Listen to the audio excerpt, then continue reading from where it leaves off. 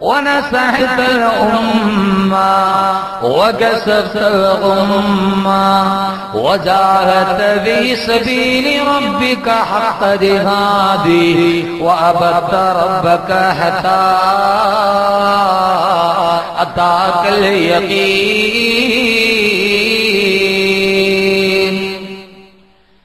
أعوذ بالله من الشيطان الرجيم.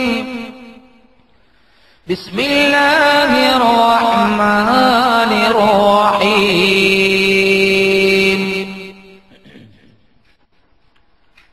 حتى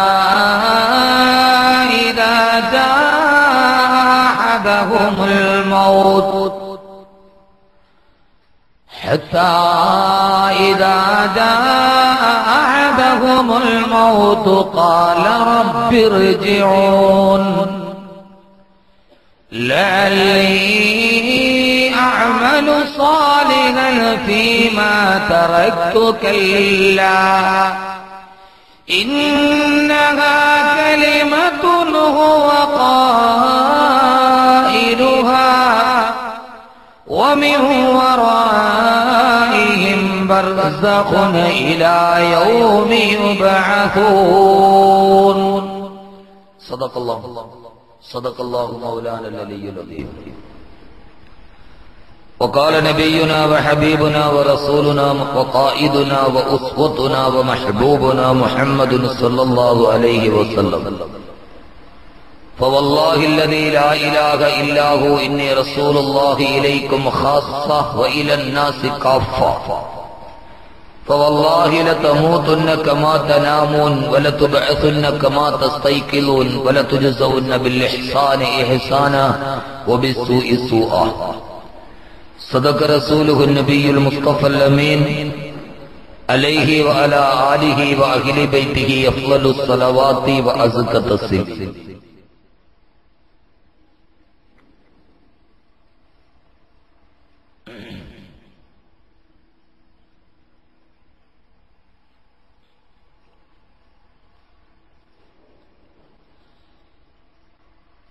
كنا كزوج حمامة في أيكتي متمتعين بصحة وشباب خلت الزمان بنا وفرق بيننا إن الزمان مفرق الأحباب لكل اجتماع من خليلين فرقة وكل الذي دون الفراق قليل وإن افتقادي فاطما بعد أحمدا دليل على أن لا يدوم خليل وعليك حبي يا رسول الله وعليك حبي يا رسول الله وعليك حبا يا رسول الله من عند ذا العصر صلاة الله مع تحيته سلام الله إجلال قدرك عشقا تفخيما صلوا عليه وسلموا تسليما.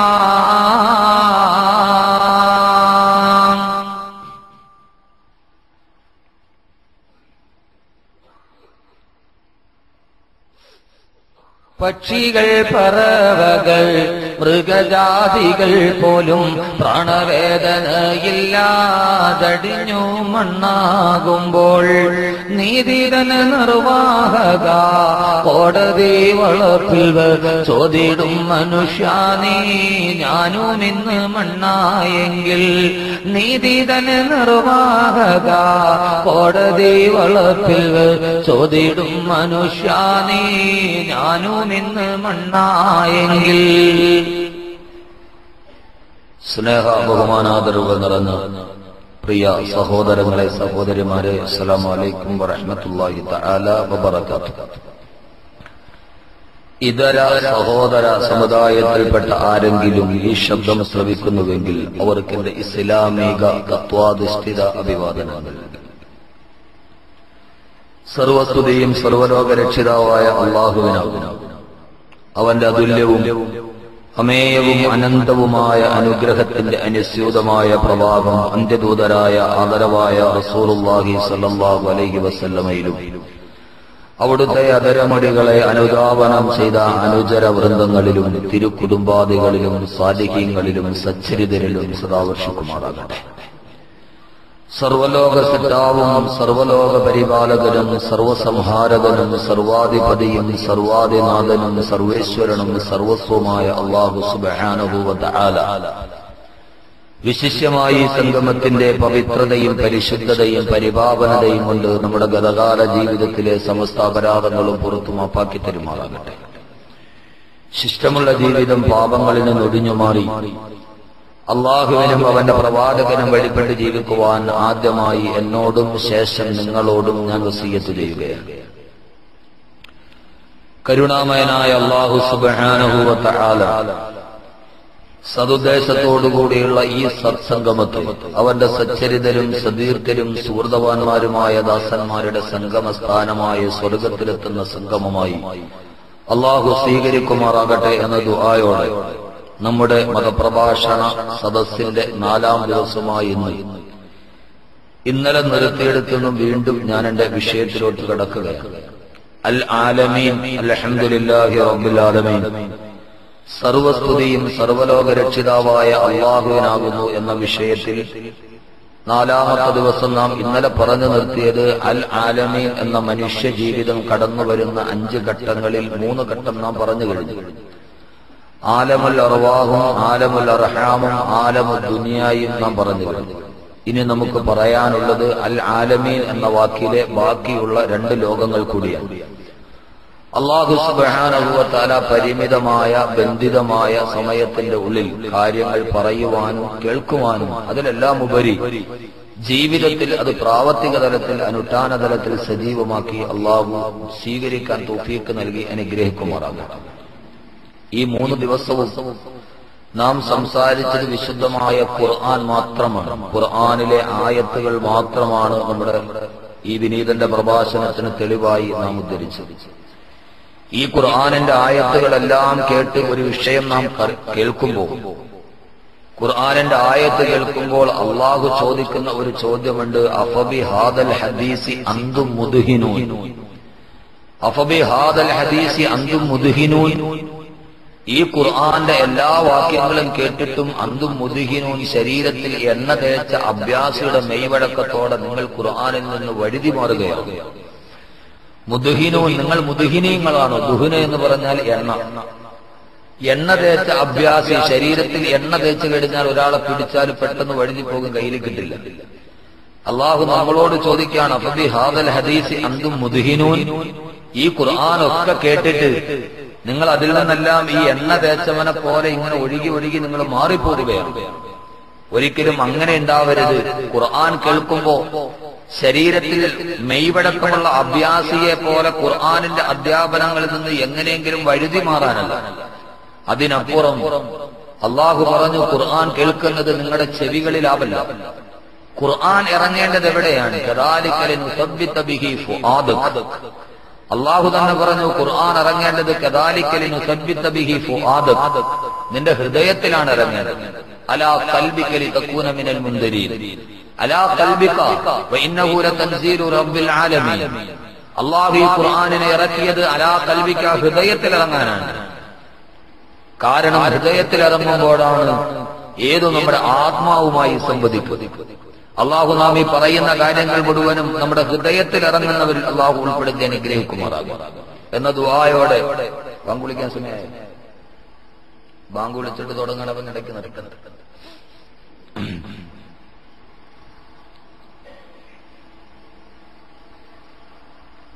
ഹൃദയത്തിലോട്ടിറങ്ങുകയും ഹൃദയവുമായി സംവദിക്കുകയും ഹൃദയത്തിന് മാറ്റമുണ്ടാവുകയും ചെയ്യുന്ന നല്ല സദസ്സിൽ അല്ലാഹു നമ്മുടെ സദസ്സിനെ ഉൾപ്പെടുത്തി അനുഗ്രഹിക്കുമാറാകട്ടെ എന്ന ദുആയോടെ നിങ്ങളുടെ എല്ലാവരെയും അനുമതിയോടെ ഞാൻ എന്റെ വിഷയത്തിലോട്ട് കടക്കുന്നു. അല്ലാഹു സ്വീകരിക്കുമാറാകട്ടെ. ആദ്യം നിങ്ങളോട് പറയാനുള്ളത്, അക്രമം എന്നതിന് അറബി ഭാഷയിലെ ഗുൽമ എന്ന് പറയും. ഗുൽമിന്റെ നിർവചനം വളഉ ശൈഇ ഫീ ഗൈരി മഹല്ലിഹി എന്നാണ്. ഒരു സാധനത്തെ അതിന്റെ അസ്ഥാനത്ത് വെക്കുക. സ്ഥാനത്ത് മാത്രമാണ് പ്രയോഗിക്കപ്പെടേണ്ടത്. ഇവിടെ ഒരു ഗുൽമ നമ്മൾ ചെയ്യാൻ പാടില്ല. കാരണം നമ്മുടെ സദസ്സ് വളരെ വലുതാണ്, കസേര പരിമിതമാണ്. ആളുകൾ പള്ളിക്കകത്തും മതിൽക്കെട്ടിലും ഒക്കെയാണ് ഇരിക്കുന്നത്. അങ്ങനെ ആളുകൾ ഇരിക്കാൻ സൗകര്യമില്ലാതെ നിൽക്കുമ്പോൾ നമ്മളായിട്ട് ഒരു ഇടയുണ്ടാക്കാൻ പാടില്ല. ഒരു കസേര പോലെ നമ്മുടെ ഇടയിൽ ഒഴിവായി കിടക്കാൻ പാടില്ല.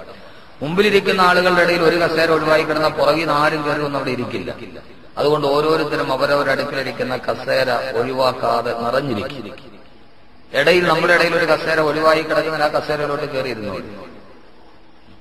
ഇനി രണ്ട് കസേര ഫ്രണ്ടിൽ ഇരിപ്പുണ്ട്. സാധാരണ കല്യാണ വീട്ടിൽ പുതിയാപ്പിളയ്ക്ക് പുതിയ പെണ്ണിന് ഇരിക്കാനാണ് ഫ്രണ്ടിൽ രണ്ട് കസേര. അങ്ങോട്ടും കൂടെ കയറി ഇരുന്നോളില്ല. കാരണം കസേര പരിമിതമാണ്. ഉള്ള കസേരയിലൊക്കെയാണ് ആളുകൾ ഇരിക്കുന്നത്. അല്ലാഹു സുബ്ഹാനഹു വ തആല നമ്മെ എല്ലാവരെയും അനുസരണയുള്ളവരിൽ ഉൾപ്പെടുത്തി അനുഗ്രഹിക്കുമാറാകട്ടെ. ബാങ്ക് വിളിക്കാറായോ? 5 മിനിറ്റ്. ശരി. നിങ്ങളുടെ എല്ലാവരുടെയും അനുമതിയോടെ ഞാൻ എന്റെ വിഷയത്തിലോട്ട് കിടക്കും. ഒരിക്കൽ ഒരു മാതാവ് ജീവിതത്തിൽ വളരെയേറെ സ്നേഹിച്ചു വളർത്തിയ അവരുടെ കുഞ്ഞു മകൻ മരണപ്പെട്ടു. തന്റെ മകൻ മരണപ്പെട്ടത് വിശ്വസിക്കാൻ കഴിയാതെ പ്രിയ മകന്റെ മൃതദേഹവും കയ്യിലെടുത്ത് ആ മാതാവ് നാട് മുഴുവനെ ചുറ്റി നടക്കാൻ തുടങ്ങി. ആ സമയത്താണ് ആ നാട്ടിൽ വളരെയേറെ ദിവ്യശക്തിയുണ്ട് എന്ന് ആളുകൾ മുഴുവനും പറഞ്ഞു പ്രചരിച്ച ഒരു മഹാനായ മനുഷ്യൻ അവിടെ എത്തിയതായി മാതാവ് അറിയാനിടയായി.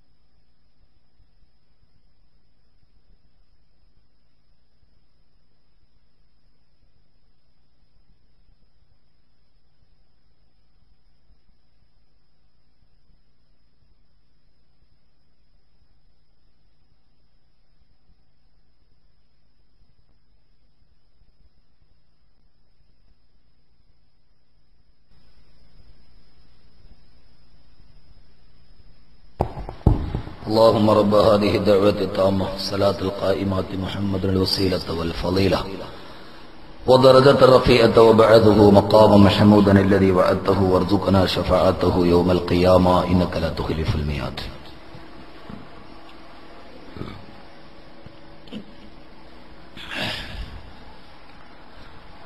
മകൻ മരണപ്പെട്ടു പോയ മാതാവ് നാട്ടിലെ ദിവ്യനായ ആ പുരുഷന്റെ അടുക്കൽ വന്ന് പറഞ്ഞു, മഹാത്മാവേ, നിങ്ങൾ ധാരാളം അത്ഭുതകരമായ കാര്യങ്ങൾ കാണിക്കുമെന്ന് ഞാൻ അറിഞ്ഞു. നിങ്ങൾക്ക് കഴിയുമെങ്കിൽ മരണപ്പെട്ടു പോയ എന്റെ ഈ കുഞ്ഞിനെ ഒന്ന് തിരിച്ചു തരിക, അവന്റെ ജീവിതം എനിക്കൊന്ന് തിരിച്ചു തരിക. ആ മനുഷ്യൻ പറഞ്ഞു, അത്രേ, നിന്റെ കുഞ്ഞിന് ഞാൻ ജീവൻ തിരിച്ചു തരാം, പക്ഷേ അതിനൊരു മരുന്ന് വേണം. മരണപ്പെട്ടു പോയ ആളെ ജീവിതത്തിലോട്ട് തിരിച്ചു കൊണ്ടുവരാൻ സാധ്യമാണ്, പക്ഷെ അതിനൊരു മരുന്ന് വേണം. ആ മരുന്ന് മറ്റൊന്നുമല്ല, കുറച്ച് കടുകുമണികൾ കൊണ്ടുവരണം. ആ സ്ത്രീക്ക് വലിയ സന്തോഷമായി. കുറച്ച് കടുകുമണികൾ കൊണ്ടുവന്നാൽ തന്റെ കുഞ്ഞിന്റെ ജീവൻ തിരിച്ചു കിട്ടുമല്ലോ.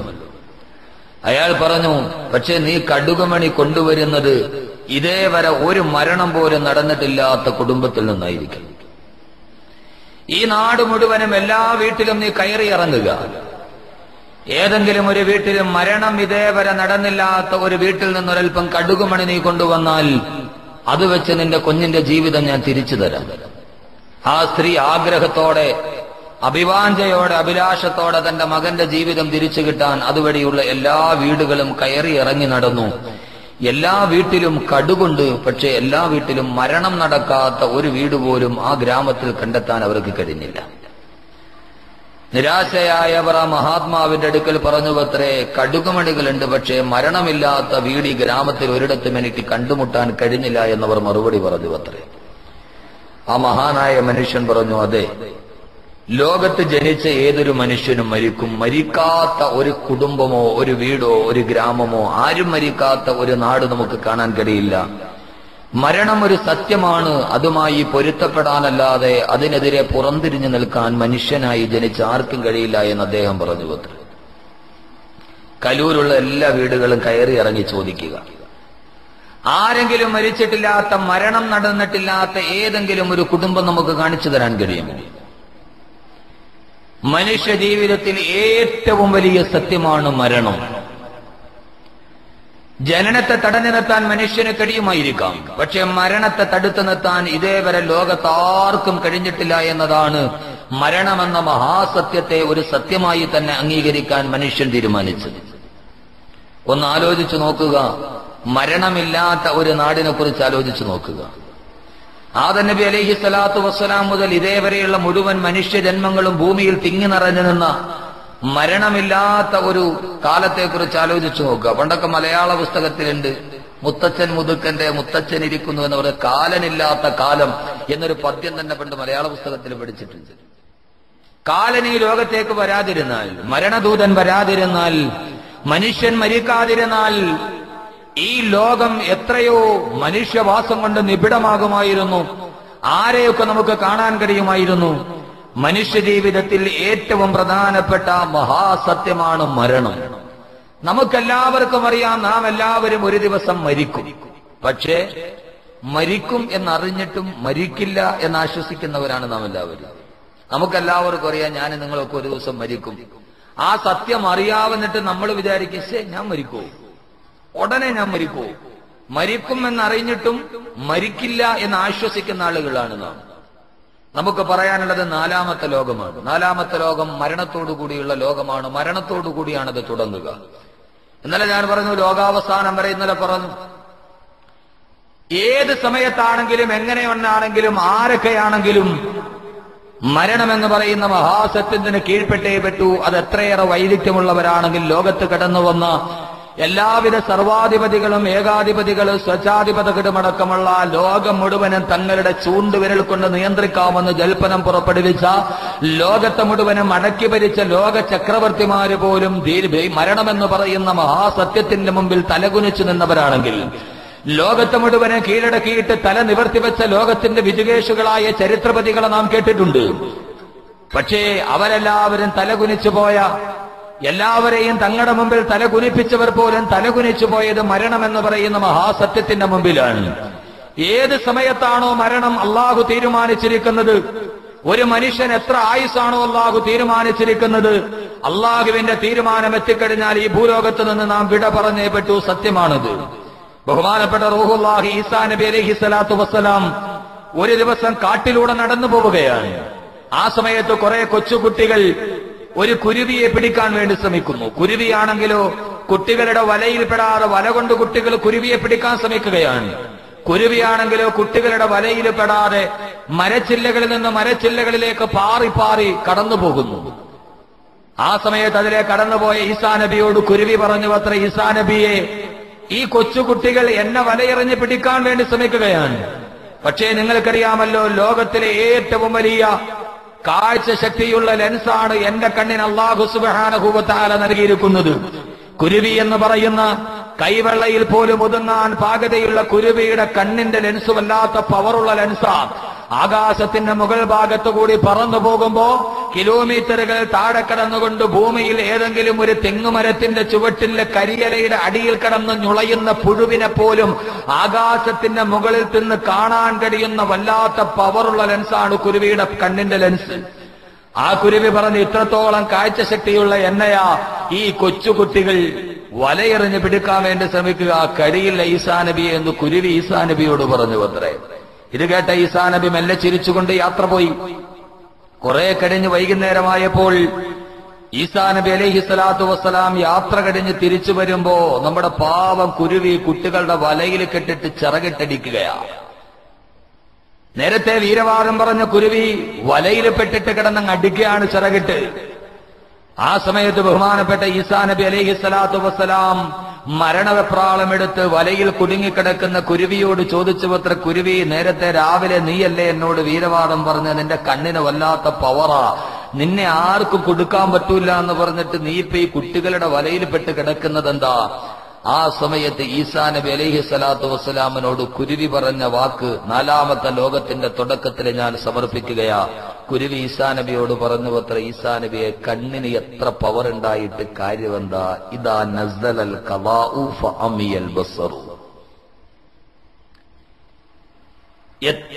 എത്ര കാഴ്ചയുടെ പവറുള്ള കണ്ണാണെങ്കിലും ഇദാ നസ്ദലൽ ഖദാഉ ഫഅമിയൽ ബസറു, അള്ളാഹുവിന്റെ തീരുമാനം വന്നു കഴിഞ്ഞാൽ ഇദാ നസലൽ ഖലാഉ, എന്റെ ആയുസ് തീർന്നു എന്ന അള്ളാഹുവിന്റെ തീരുമാനം വന്നു കഴിഞ്ഞാൽ ഫഅമിയൽ ബസറു, കണ്ണറിയാതെ അടഞ്ഞു പോകും ഈസാ നബിയെ. അള്ളാഹുവിന്റെ ആയുസിന്റെ പരിമിതി തീർന്നു കഴിഞ്ഞാൽ, അള്ളാഹു നിശ്ചയിച്ച ആയുസിന്റെ കണക്ക് പുസ്തകത്തിന്റെ ആയുർരേഖയുടെ പരിസമാപ്തി കുറിക്കപ്പെട്ട് കഴിഞ്ഞാൽ ഫഅമിയൽ ബസറു, അറിയാതെ കണ്ണുകൾ അടഞ്ഞു പോകും ഈസാ നബിയെ എന്ന് അള്ളാഹുവിന്റെ വിശുദ്ധനായ പ്രവാചകനോട് ആ കുരുവി പറഞ്ഞു കൊടുത്തതായി ചരിത്രരേഖകളിൽ കാണുമ്പോ, എന്റെ പ്രിയപ്പെട്ട സഹോദരങ്ങളെ, ഈ തുറന്നു പിടിച്ചിരിക്കുന്ന കണ്ണുകൾ ഒരു ദിവസം തിരുമ്മി അടയ്ക്കപ്പെടും. അതിനാണ് മരണമെന്ന് പറയുക. അള്ളാന്റെ തീരുമാനം വന്നാൽ ഈ കണ്ണടയും. ഇപ്പൊ എല്ലാരും കണ്ണ് തുറന്നിരിക്കുക. നിങ്ങൾക്ക് എന്നെ കാണാം, എനിക്ക് നിങ്ങളെ കാണാം. പക്ഷേ ഇതൊരു ദിവസം അടയും.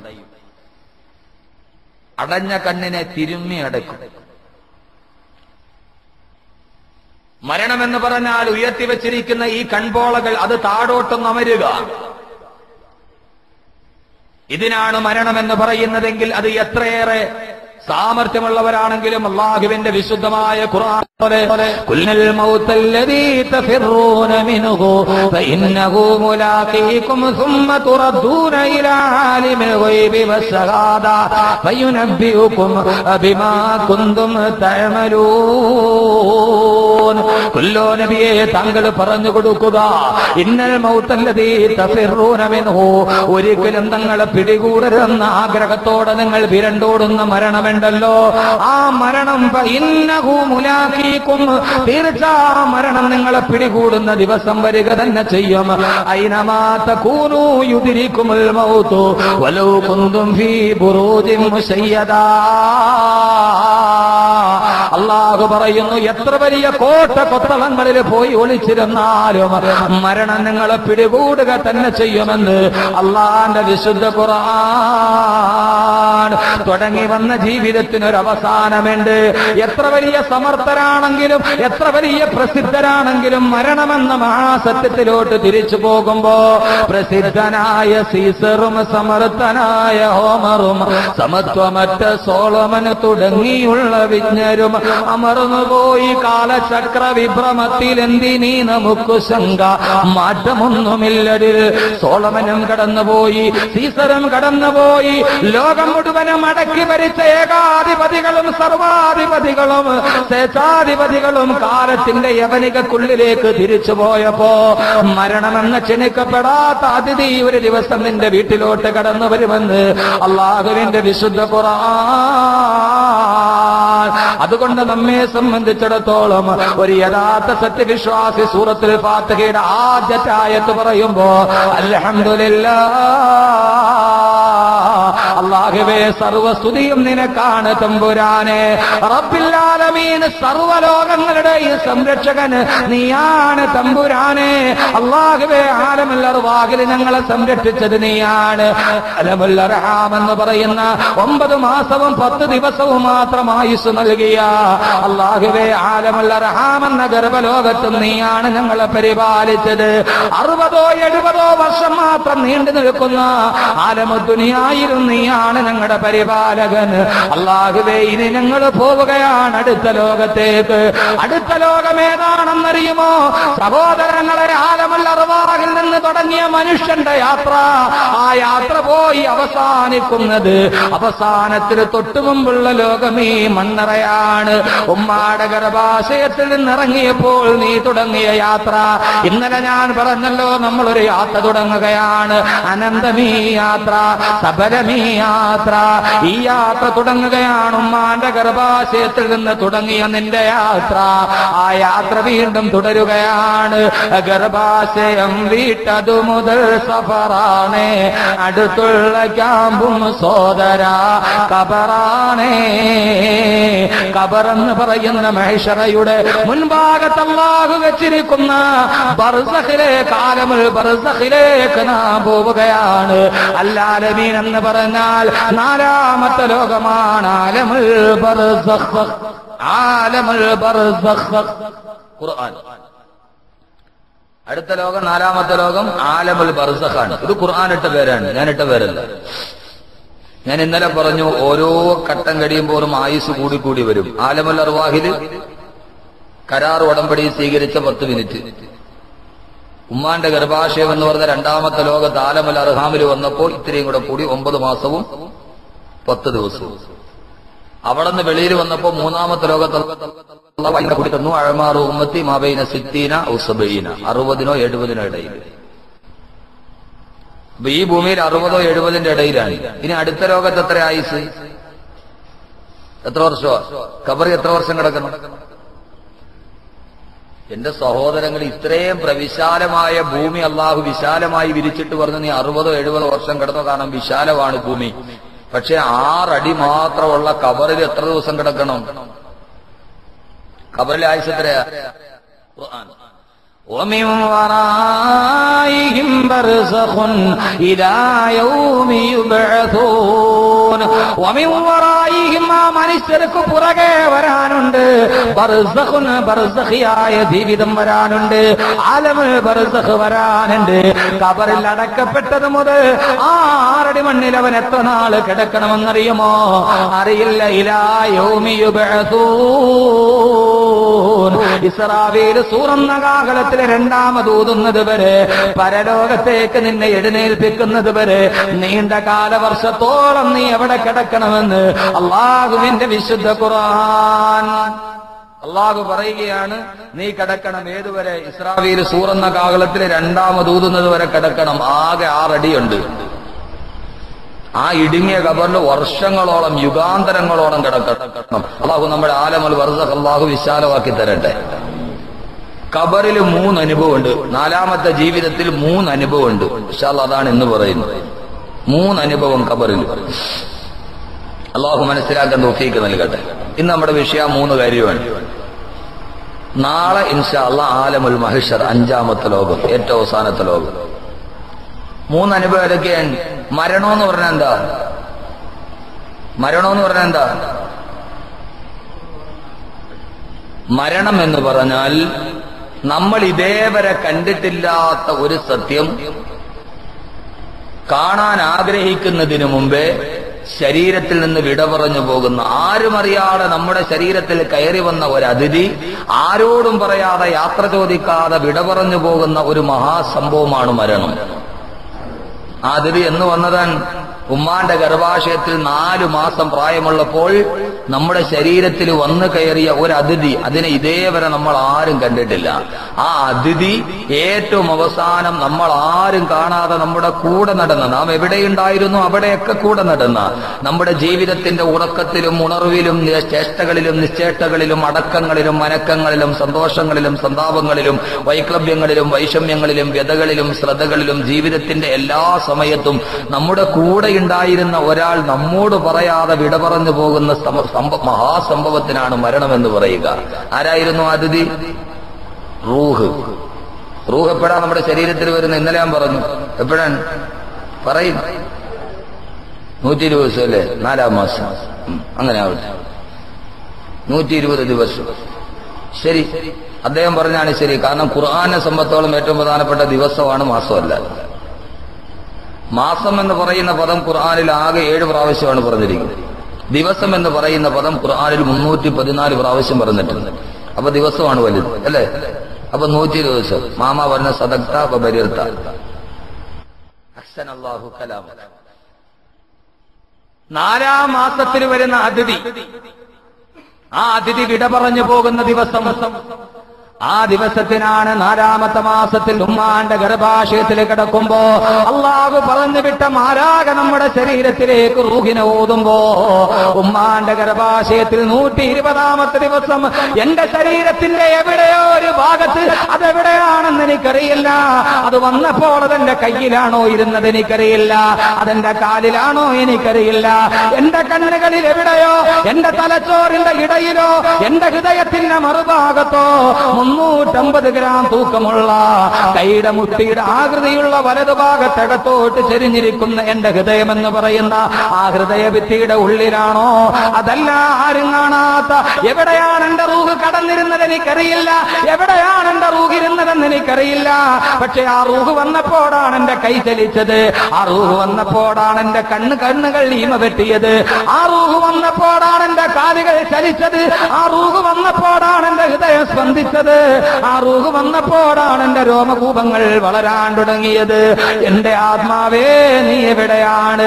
ഇതേവരെ മനുഷ്യൻ ഒരിക്കലും കണ്ടെത്തിയിട്ടില്ലാത്ത, എവിടെയാണെന്ന് പറയാൻ കഴിയാത്ത, എന്നാൽ മനുഷ്യ മനസ്സുകൾക്ക് അംഗീകരിച്ചാലല്ലാതെ പറ്റാത്ത ആത്മാവെന്ന് പറയുന്ന മനുഷ്യ ശരീരത്തിന്റെ സഹോദരങ്ങളെ, ശരീരമല്ല പ്രധാനം, ആത്മാവാണ്.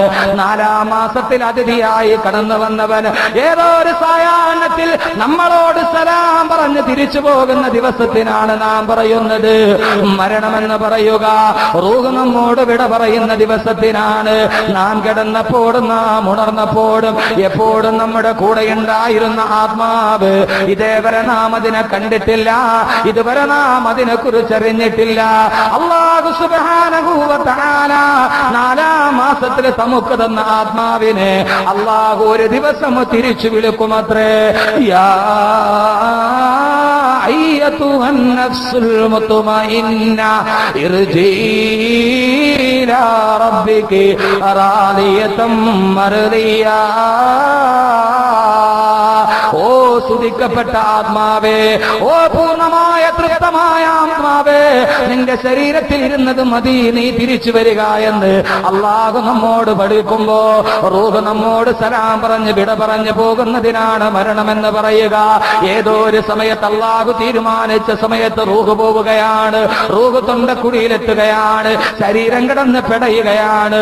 റൂഹ് പറയുന്ന ഞാനൊന്ന് പോയി വരട്ടെയോ? താൻ ഇതേവരെ കൂടുകെട്ടിപ്പാർത്തിരുന്ന ദേഹം വിട്ട് ദേഹി പറന്നു പോകുന്ന മഹാസംഭവമാണ്. മരണം നടക്കുകയാണ്. 4-ാം മാസം വന്ന അതിഥി പോവുകയാണ്. ഞാനൊന്ന് പോയിക്കൊള്ളട്ടെയോ? ആത്മാവിന്റെ വിട പറയലിന്റെ യാത്ര എന്തോ ഒരു യാത്രയാണ്. എത്രയോ യാത്രയപ്പ് സമ്മേളനങ്ങൾ നമ്മൾ നടത്തിയിട്ടുണ്ട്. പക്ഷേ റൂഹിന്റെ യാത്രയപ്പ് ഒരു വല്ലാത്ത യാത്രയപ്പാണ്. ഇന്നത്തെ സൂര്യന്റെ കിരണങ്ങൾക്ക് എന്തോ ഒരു ശോണിമ, ഇന്ന് പടിഞ്ഞാറ് അസ്തമിച്ച സൂര്യകിരണങ്ങൾക്ക് എന്തോ ഒരു ശോണിമ. കടലിലെ തിരമാലകൾക്ക് എന്തോ ഒരു ആരവം, കടലിലെ തിരമാലകൾ പോലും കരയുന്നുവോ. സന്ധ്യാരാഗമേ വിട പറഞ്ഞാലും, പോയ മിന്നലാട്ടമേ തിരികെ വന്നാലും, ഇല്ലില്ല പോയത് പോയതാണ്, പോയത് തിരിച്ചു വരികയില്ല. ആത്മാവിന്റെ യാത്ര അതൊരു ജ്വലമായ യാത്രയാണ്. സുനാഹെ കീസ് पर में क्या ईद हो रही है, मरने वाले जाते हैं कपड़े बदल बदल कर. ആത്മാവ് സലാം പറഞ്ഞു പോവുകയാണ്. ആ പോകലാണ് മരണമെന്ന് നബി മുഹമ്മദ്. 4-ാം മാസത്തിൽ വന്ന ആള് ഇതേവരെ കണ്ടിട്ടില്ല. നമ്മൾ റൂഹിനെ കണ്ടിട്ടുണ്ടോ? ആരെങ്കിലും ആത്മാവിനെ കണ്ടവരാരേലും ഉണ്ടോ? റൂഹിനെ കണ്ടവരാരേലും ഉണ്ടോ? കല്ലൂര് എന്ന് പറഞ്ഞാൽ എന്താ? ഇല്ല എന്ന് പറയാൻ പറ്റുമോ? റൂഹുള്ളത് കൊണ്ടാണ് മനുഷ്യ ശരീരം ഇങ്ങനെ അനങ്ങുന്നത്, ഈ പീലി വളരുന്നത്, ഈ സ്പന്ദനങ്ങൾ ഉണ്ടാവുന്നത്. റൂഹ് എന്താണ്? നമുക്ക് ഇതുവരെ കണ്ടിട്ടില്ല, പക്ഷെ കാണാം. എപ്പോൾ? റൂഹിനെ മനുഷ്യൻ കാണും. എപ്പോഴാ? മരിക്കുന്ന സമയത്ത്. സക്കറാത്തിന്റെ അവസ്ഥയിൽ അവൻ റൂഹിനെ കാണും. റൂഹ് പറയും ഞാൻ പോവാണ്, റൂഹ് പറയും ഞാൻ പോവുകയാണ്. അതുകൊണ്ടല്ലേ ചില ആളുകൾ മരിച്ചു കഴിഞ്ഞാലേ കണ്ണിങ്ങനെ തുറിച്ചു നിൽക്കുന്നതാണ്, കണ്ടിട്ടില്ലേ? പിന്നെയാണ് നമ്മളത് തിരുമ്മി അടയ്ക്കുന്നത്. എന്തുകൊണ്ടാണ് ഇങ്ങനെ കണ്ണ് തുറിച്ച് അവർ മുകളിലോട്ട് നോക്കുന്നതാണ്? എന്ത് നോക്കുന്നതാണ്? പിന്നെയല്ലേ കണ്ണ് തിരുമ്മി അടയ്ക്കുന്നത്. മരിച്ചാൽ ഉടനെ ചെയ്യുന്ന എന്താണ്? കണ്ണ് തിരുമ്മി അടയ്ക്കും. കണ്ണിങ്ങനെ കൂർത്ത് ആകാശത്തോട്ട് നോക്കിയിരിക്കുന്നതാണ്. എന്താ നോക്കുന്നവര്? ഭാര്യയെ നോക്കാനാണ് ഇടതുവശത്ത് നോക്കിയാൽ പോരെ, മക്കളെ നോക്കാനാണ് വലതുവശത്ത് നോക്കിയാൽ പോരെ. കാരണം ജീവിതത്തിൽ മാതാപിതാക്കൾക്ക് മാതാപിതാക്കളോട് ഏറ്റവും വലിയ സ്നേഹം ഉണ്ടാണ് എപ്പോഴാ? മരിക്കുന്ന സമയത്ത്. വാപ്പ സക്കറാത്തിന്റെ അവസ്ഥ കിടക്കാണ്. ഫോൺ വിളിച്ച് അങ്ങും ദുബൈയിലും സൗദിയിലും ഒക്കെ കിടക്കുന്ന സർവ്വ മക്കളും വാപ്പാടെ കെട്ടിലിന്റെ അവിടെ വരും. വാപ്പ സക്കറാത്ത് വലിക്കുക. മക്കൾക്ക് എന്തൊരു സ്നേഹം! വാപ്പാക്ക് ഐസ്ക്രീം വേണം. ആ സമയത്തല്ലേ നമുക്ക് ആകെ സ്നേഹം. വാപ്പാക്ക് എന്താ വേണ്ടത് ഞങ്ങൾ ചെയ്തു തരാം. ജീവിച്ചിരിക്കണമേറ്റ് ചെയ്യുവോ? മരിക്കാൻ പോണെന്നറിയാം. ഇനി കൂടുതൽ ചെയ്യേണ്ടി വരില്ല, ഉടനെ പോകും എന്നറിഞ്ഞാൽ വാപ്പാക്ക് എന്ത് ആവശ്യം ഉണ്ടെങ്കിലും പറഞ്ഞു ഞങ്ങൾ ചെയ്തു തരാം. മക്കൾക്ക് മരിക്കാൻ നേരത്താ ഏറ്റവും കൂടുതൽ സ്നേഹം. വാപ്പാക്ക് എന്ത് വേണം? വാപ്പാക്ക് പാർക്കിൽ പോണം, എഴുന്നേറ്റ് കിടക്കാൻ പറ്റൂല. വാപ്പാക്ക് വെള്ളം ഇറങ്ങണില്ല, വെള്ളം ഒഴിച്ചു കൊടുക്കും. വാപ്പാക്ക് വെള്ളം ഇറങ്ങണില്ലെങ്കിൽ ഓറഞ്ച് മുറിച്ചിട്ട് നീര് പിഴിഞ്ഞ് പിഴിഞ്ഞ് സ്പൂണിൽ കോരി കൊടുക്കും. സ്പൂണിൽ ഇറങ്ങുന്നില്ലെങ്കിൽ വെള്ള തുണി കീറിയിട്ട് അത് ഓറഞ്ച് നീരി മുക്കി വാപ്പാടെ അണ്ണാക്കിൽ തേച്ചു കൊടുക്കും, ഒന്ന് നനയട്ടെ എന്ന് വിചാരിച്ച്. ജീവിക്കണമേത്ത് ഒരു ഗ്ലാസ് വെള്ളം കൈ കൊണ്ട് കൊടുത്തിട്ടുണ്ടാവില്ല. ജീവിച്ചിരിക്കണമേത്ത് വെള്ളം ഇറങ്ങണ സമയത്ത് ഇന്ന വാപ്പ ഒരു ഗ്ലാസ് ചൂടുവെള്ളം കുടിക്കുകയും അല്ലെ ഉമ്മ ഇന്ന ഒരു ഗ്ലാസ് വെള്ളം കുടിക്കുന്നു കൊണ്ട് കൊടുത്തിട്ടുണ്ടാവില്ല. മരിക്കാൻ നേരത്ത് തൊണ്ടയിൽ ഇറങ്ങാത്ത സമയത്ത് തൊട്ട് നക്കി കൊടുക്കലാണ് നമ്മുടെ ജോലി. ഉമ്മായ മരിക്കാൻ കിടക്കണമെങ്കിൽ മക്കൾ വലതുഭാഗത്തെ, മക്കൾ നിൽക്കുന്നത് ഈ കഴുത്തിന്റെ ഭാഗത്ത്. കാരണം മരിച്ചിട്ട് വേണം കമ്പനി കുറച്ചെടുക്കാൻ. മരിക്കണ സമയത്ത് എല്ലാവരും ചുറ്റിലുണ്ടാവും. ആ ചുറ്റിലുള്ളവരെയല്ല മരിക്കുന്ന ആള് നോക്കുന്നത് തന്റെ ഭാര്യയല്ല, തന്റെ മക്കളെയല്ല, തന്റെ മുമ്പിൽ നിൽക്കുന്ന ബന്ധുമിത്രാദികളെയല്ല, പുത്രകളത്രാദികളെയല്ല. മരിക്കുന്നവന്റെ കണ്ണു മുകളിലോട്ടാണ്, ആകാശത്തേക്കാണ് നോക്കിക്കിടക്കുന്നത്. കാരണം എന്തെന്നറിയുമോ? അള്ളാഹു തന്നെ പറയുന്നത് കേൾക്കുക. വജാഅത് സക്റത്തുൽ മൗതി ബിൽ ഹഖ് ദാലിക മാ കുന്ത മിൻഹു തഹീദ് ലഖദ് കുന്ത ഫീ غفلة من هذا فكشفنا عنك غطاءك فبصرك اليوم حديد. അള്ളാഹു പറയുന്ന സക്കറാത്തിന്റെ സമയത്തിലെത്തുമ്പോ എല്ലാവരും നിന്റെ മുമ്പിൽ നിന്ന് പൊട്ടിക്കരയുമ്പോ അതാ നിന്റെ റൂഹ് വിട പറയാൻ പോകുമ്പോ ഇതേവരെ നിന്റെ കൂടെ 60 വർഷം കൂടെ താമസിച്ചിട്ട് നിനക്കിതേവരെ കണ്ടെത്താത്ത റൂഹിനെ നിനക്ക് കാണാം. കാരണം എന്താ? ജീവിച്ചിരിക്കുമ്പോൾ കാണാൻ കഴിയില്ല. നമ്മുടെ കണ്ണിന് മുകളിൽ ഒരു മൂടുപടമുണ്ട്. ആ മൂടുപടം അള്ളാഹു എടുത്തങ്ങ് മാറ്റുമത്രേ. അവന്റെ കണ്ണിന്റെ മൂടുപടം ഞാൻ മാറ്റും. ആ സമയത്ത് ആ സമയത്ത് അവന്റെ കാഴ്ചക്ക് വല്ലാത്ത മൂർച്ചയാണ്. അള്ള പറയുന്ന ഇതേവരെ നിനക്ക് റൂഹിനെ കാണാൻ കഴിയില്ല. മരിക്കുന്ന സമയത്ത് നിന്റെ കണ്ണിനൊരു മൂടുപടമുണ്ട്. ആ മൂടുപടം എടുത്ത് ഞാൻ അങ്ങ് മാറ്റിക്കടിയുമ്പോ ശരീദ്. അന്ന് നിന്റെ കാഴ്ച വല്ലാതെ മൂർച്ചയുള്ള കാഴ്ചയാണ്. ആ സമയത്ത് നീ വിട പറഞ്ഞു പോകുന്ന റൂഹിനെ കാണുമെന്ന് അള്ളാഹുവിന്റെ വിശുദ്ധ ഖുർആൻ. മരിക്കുന്ന സമയത്ത് കാണാം. അള്ള പറഞ്ഞതാണ്. ഇപ്പൊ കാണാൻ പറ്റൂല, കാരണം അള്ള ഒരു മൂടുപടം വെച്ചിട്ടുണ്ട്. മരിക്കുന്ന സമയത്ത് റൂഹ് സലാം പറയും, പോട്ടെ, റൂഹ് പോയി. അള്ളാഹു നമ്മുടെ അവസ്ഥ നന്നാക്കി തരട്ടെ. റൂഹ് പോണത് ആർക്കെങ്കിലും കാണാൻ പറ്റുമോ? മരണം. ലോകത്തിലെ അമേരിക്കയിലെ ഹവാർഡ് സർവകലാശാലയിലെ ശാസ്ത്രജ്ഞന്മാര് മുഴുവനും ഒരു മനുഷ്യന്റെ മരണം നടക്കുമ്പോൾ റൂഹ് പോകുന്നത് കാണാൻ വേണ്ടി ഒരു പരീക്ഷണം നടത്തി. മരണാസന്നനായ രോഗിയെ ഇനി 10 മിനിറ്റ് കൂടിയേ അയാൾ ജീവിച്ചിരിക്കുന്നു എന്ന് ഡോക്ടർമാര് വിധിയെഴുതിയ രോഗിയെ 4 ഭാഗത്തു നിന്നും കാണാൻ